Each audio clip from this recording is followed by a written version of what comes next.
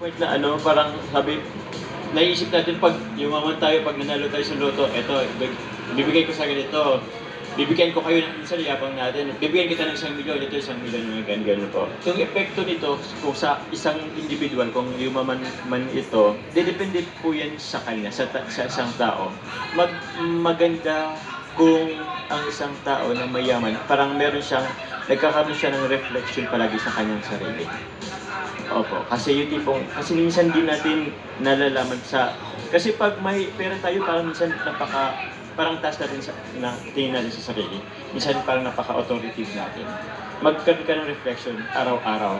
Kasi ito bang sa maghapon na to, yung nagawa mo is Minsan kasi may part ako, may dati pa akong karanasan na yung tipong, parang nagkaroon ako ng reflection nung gabi na, parang yung ginawa ko kanina, parang ang yabang ng dating ko, parang gano'n. So, sabi ko, mali to. Dapat keep on reminding yourself to be humble, parang gano'n po, magpakumbaba.